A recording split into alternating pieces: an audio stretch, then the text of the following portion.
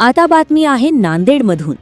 राज्यमाता गोमाता संवाद यात्रेचे नांदेडमध्ये आगमन झाले। 22 जून रोजी पुणे येथून या संवाद यात्रेला सुरुवात झाली। जवळपास 14 जिल्ह्यातून मार्गक्रमण करत ही राज्यमाता गोमाता संवाद यात्रा नांदेडमध्ये पोहोचली। नांदेड जिल्हा गोशाळा महासंघाच्या वतीने या यात्रेचे जोरदार स्वागत करण्यात आले। नांदेड शहरातील विसावा हॉटेल येथे गोमाता आणि शेती या विषयावर मान्यवरांनी मार्गदर्शन केले। गोमाता आणि शेती या विषयाची जनजागृती या राज्यमाता गोमाता संवाद यात्रेच्या माध्यमातून करण्यात येत आहे। दरम्यान सध्याची परिस्थिती पाहता गो आधारित शेती होणे गरजेचे असल्याचे मत महाराष्ट्र गोसेवा आयोगाचे अध्यक्ष शेखर मुंदडा यांनी व्यक्त केले। Bureau report, GK news, Nanded. राज्यमाता गोमाता संवाद यात्रा ही 22 जून रोजी पुण्याहून सुरू झाली आहे। आज ही नांदेडमध्ये आहे। 14 जिल्हे आमचे पूर्ण झालेले आहेत। आम्ही रोज 2 जिल्ह्यात जातोय आणि अतिशय सुंदर असा रथ आम्ही राज्यमाता गोमाता संवाद यात्रेचा बनवला आहे। आमची ही यात्रा शोभाजी नाही, आम्हाला जो संदेश याच्यातून द्यायचा आहे तो मुख्य संदेश असा आहे की आता जी शेती जी खराब झालेली आहे ती शेती ही गो आधारित शेती होणं खूप महत्त्वाचं आहे। प्राकृतिक शेती होणं खूप महत्त्वाचं आहे। आपल्या सगळ्यांना माहिती आहे ग्रीन रिव्होल्यूशन आलं, फर्टिलायझर आणि केमिकल फर्टिलायझर आले, पेस्टिसाइड आले, त्याच्याने उत्पन्न तर वाढलं परंतु जमिनीची परिस्थिती खूप खराब झालेली आहे। आज जे रोग वाढत आहेत, आज साधं उदाहरण देतो कॅन्सरचं। भयानक परिस्थिती आत्ता तुम्हाला माहिती आहे सगळ्यांना। पंजाबमधून तर 2 ट्रेन चालतच होते कॅन्सरसाठी रोज, पण आता सगळ्या राज्यांमध्ये कॅन्सरचं प्रमाण वाढलेलं आहे। आणि 2030मध्ये सायंटिस्टचं म्हणणं असं आहे की 5 जणांमध्ये 1 जणाला कॅन्सर होईल।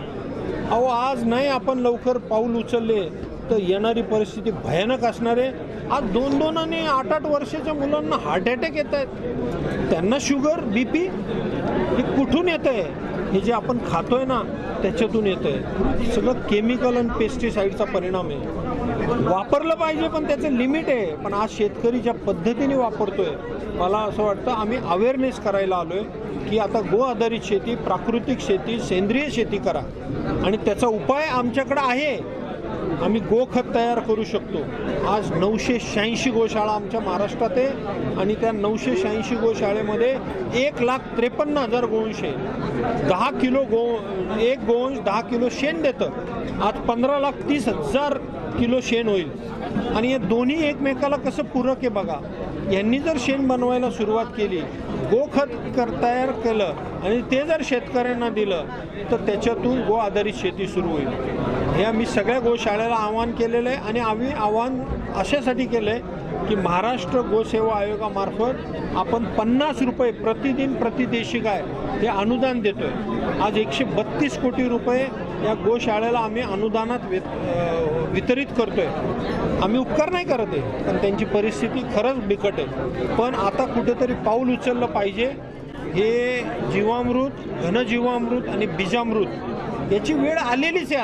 आता जर नाही आली आणि आम्ही त्या ऑफिसमध्ये बसून मुंबईच्या पुण्याच्या नाही सांगू शकत, आता लोकांमध्ये यावं लागेल, यांना सांगावं लागेल, एक ज्योत पेटवायला लागेल, एक आग तयार करायला लागेल, एक चळवळ तयार करायला लागेल। बघा, ग्रीन रिव्होल्यूशनच्या नावाखाली हे झालं, मग आलं व्हाईट रिव्होल्यूशन।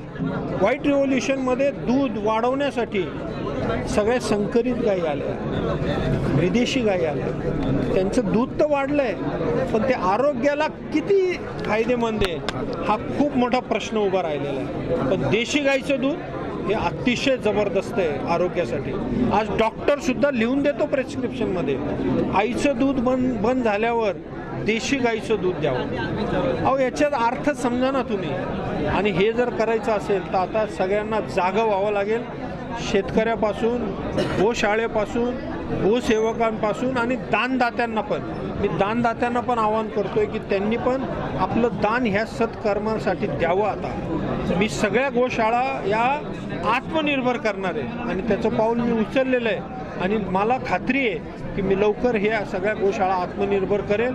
आणि मी माझ्या ऑफिसमध्ये बसून नाही करू शकत, म्हणून आम्ही सगळ्या जिल्ह्यातून प्रवास करून 5 जुलैला आम्ही नागपूरमध्ये जातोय आणि देवेंद्रजी फडणवीस महाराष्ट्राचे आदरणीय मुख्यमंत्री यांच्या उपस्थितीत हा समारोप आहे आणि हे सगळं डॉक्युमेंट, हे डॉकेट, याच्यातले काही मुद्दे, जे योग्य मुद्दे आम्ही त्यांच्यासमोर मांडणार आहे. पुढची दिशा हे ते आम्हाला ठरवतील, ते आम्हाला दिशा देतील.